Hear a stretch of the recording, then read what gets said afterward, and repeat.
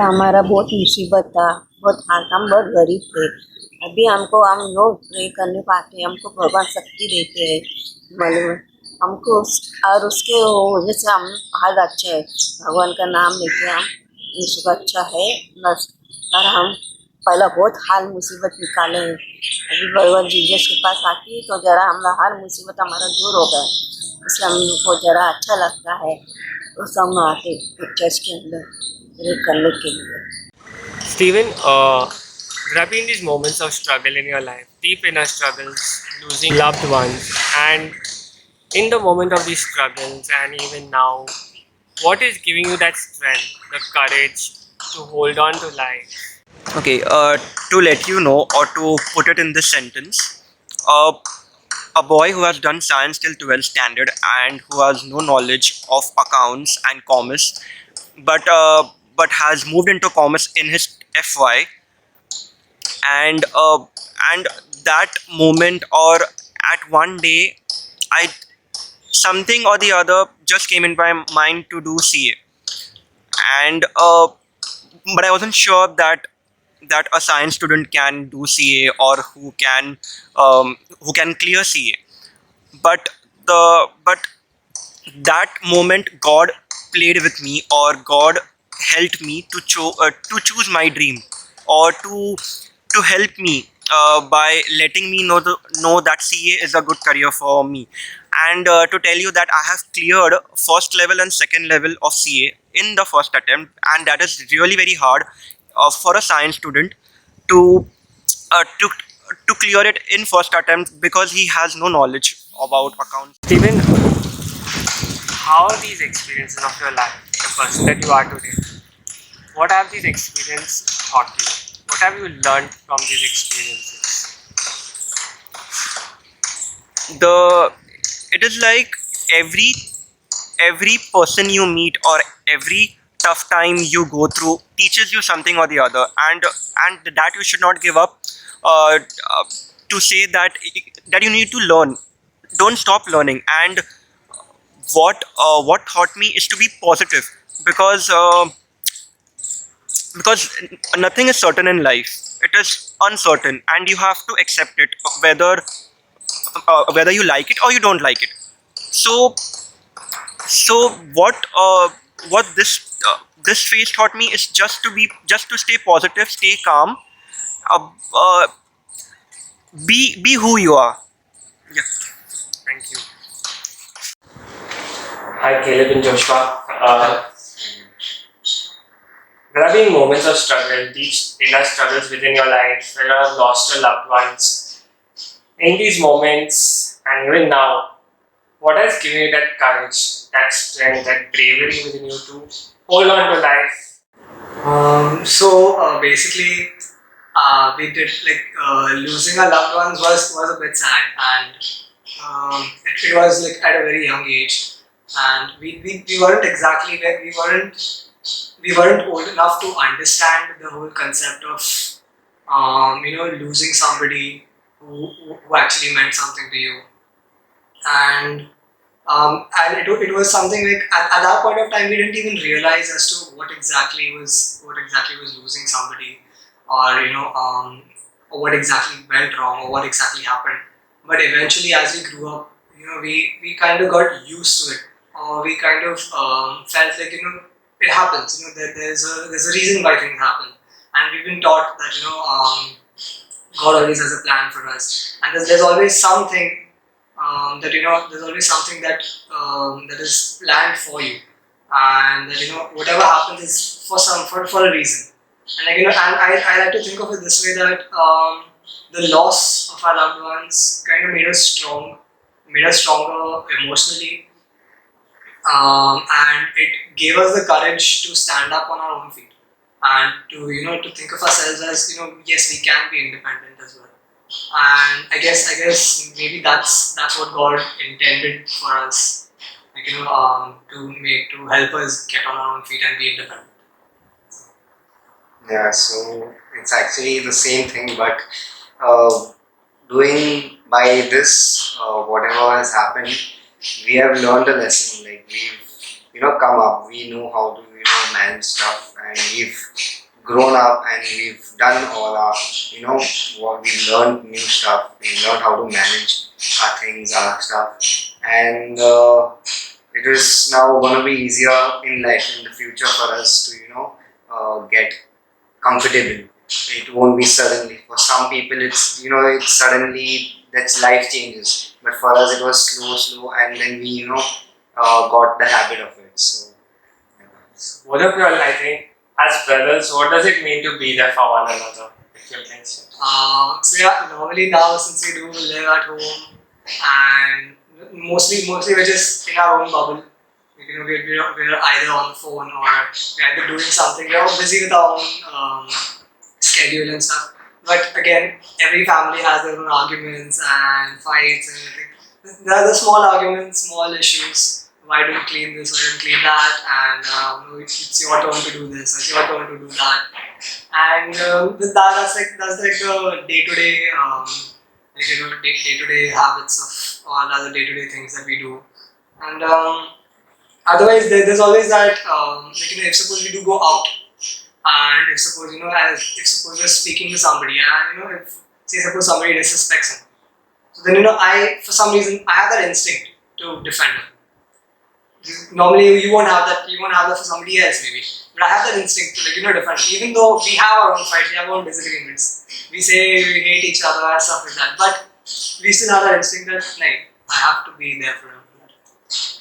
Yeah, we got each other's backs. So in case anything happens, we are there for each other. If suppose he's sick, I do all the work and help him out. And suppose if I'm sick, he helps me out. So we are together like one pillar. So if we are far, the pillar is broken. Nicely put. Looking at your plans, your dreams that you'll have now in life, you're planning a future, and you can see right now the way you're athletic and things are going on in life. What are your dreams? What are your ambitions that you are currently working on? And so currently I'm doing my BSc IT and I'm in my second year. And I want to get into the IT field, and I've always had an interest in computers and in software and in coding and stuff. So I was told that IT is a good field and it includes a lot of computers and coding, and I was encouraged go for IT. IT is good. So I went for it and I did enjoy studying the subjects. I did like it, and so I do feel like studying moving forward in this career. If suppose I do settle my career and settle my life, and then most probably go ahead with a good and settled career and life. For me, I'm planning to focus on music since I play for small events and all. So my plan is to go on a next level. We make a studio, have a studio, and then people coming, celebrities coming to your studios and recording their songs. That's my dream.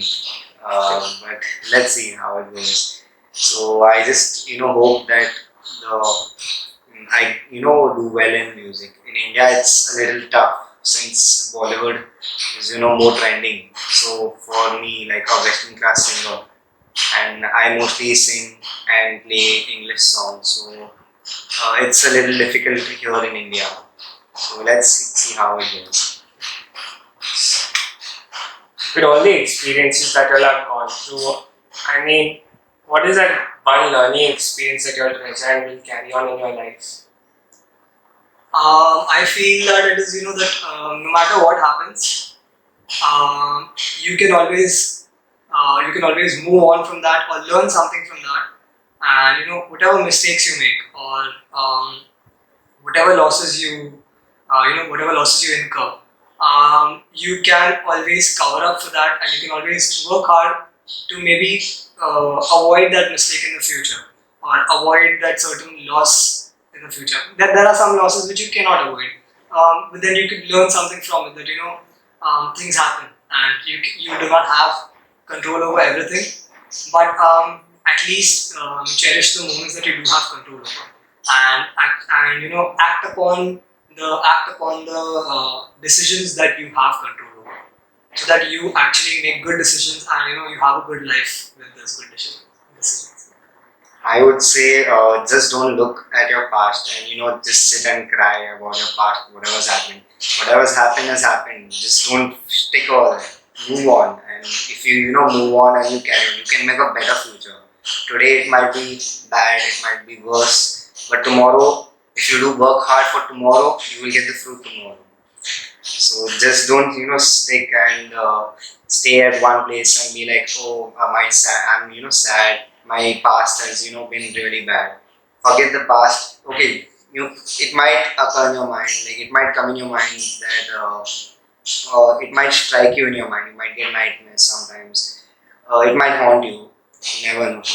So, but yeah, just don't give it more focus. Give more focus on your future and do well in your do well present your present, do well, and build your own future. Lastly, about your faith, like how has these experiences like nurtured your faith, your belief in God? Who is God to you?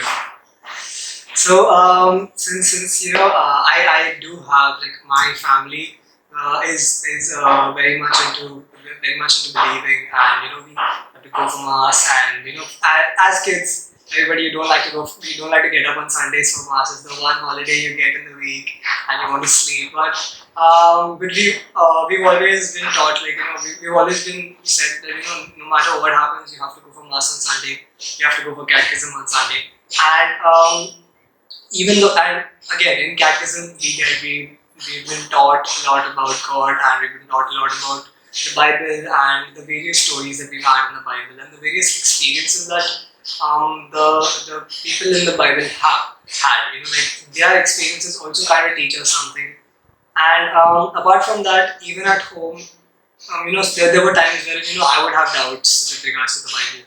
And so my relatives would actually, my sisters, they would encourage me to read the Bible and go through whatever doubts you have and come with those doubts and ask those doubts and clear those doubts with us. Even so I was in the boarding, he was in the boarding, so I was in Don Bosco's and he was in Dominic Savio. So in Bosco's it was fine. I was still in the 7th and the 8th, so I didn't have a lot of questions. But towards the 9th and the 10th, I actually started questioning my faith. And the brothers in Dominic Savio, they encouraged us, like, yes, do question your faith, because it makes no sense just believing in something randomly. You have to know why you're believing in whatever you believe in. So, like, if you do say you believe in God, why do you believe in God? Just because somebody told you to believe in God, you can't be believing in God just because somebody said God exists. You have to question. So it's good to question, it's good to doubt. Yeah, so as I was saying, so I was in Dominic Savio during my 9th and my 10th, and the brothers and the priests, they encouraged us to have questions. Bring forth your doubts. And the point is, now normally kids have catechism in the church, but since we are in the boarding, we cannot go for catechism in church. And in Dominic Savio, we didn't have a parish, so we used to attend mass in the boarding itself because we had priests in the boarding.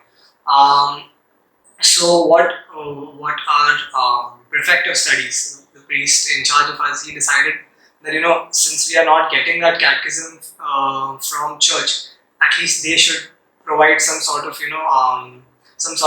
teaching, or like a substitute for catechism. And so we used to have catechism class on Sundays, and in those classes, Father used to actually encourage us, question as to why do you believe in God. And he taught us about the different different types of faith as well. Like there are atheists who do not believe in God, so they just don't want to believe in God. They just believe like there's nothing, nobody exists. We just exist on our own.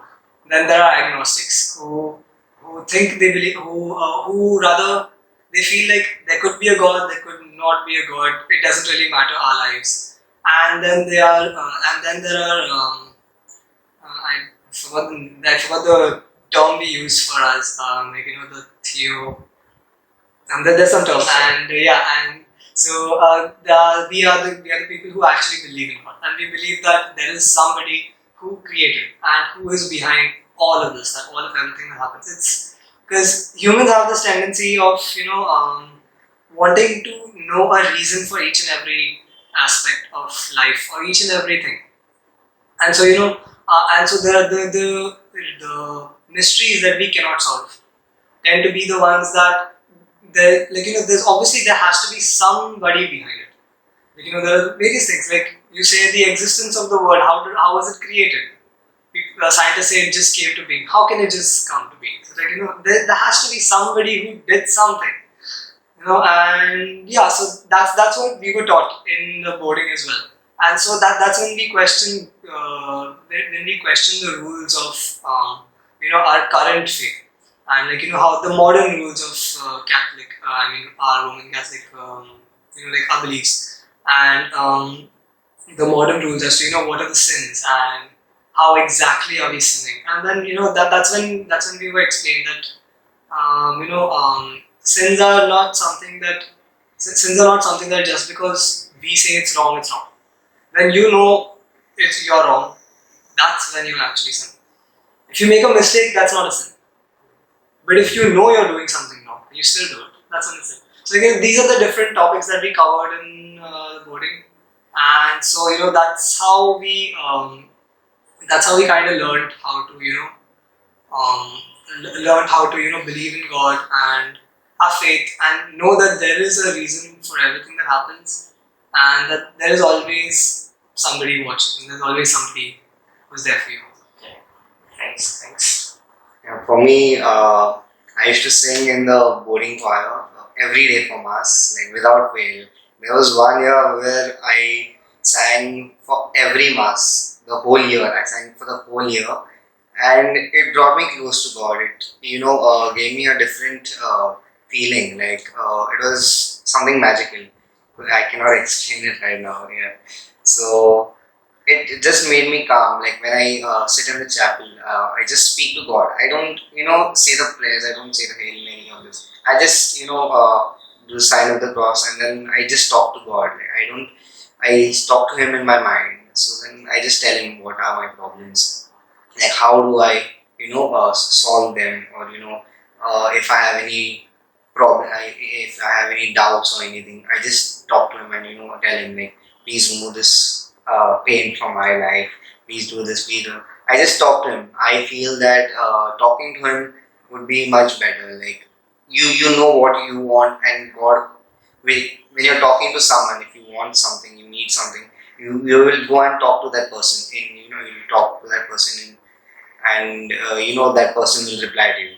Obviously, God might not reply to us directly, but He will do His work and help us grow. Thank you. No problem. Alright. Thank you very much. Thank you very much for having us.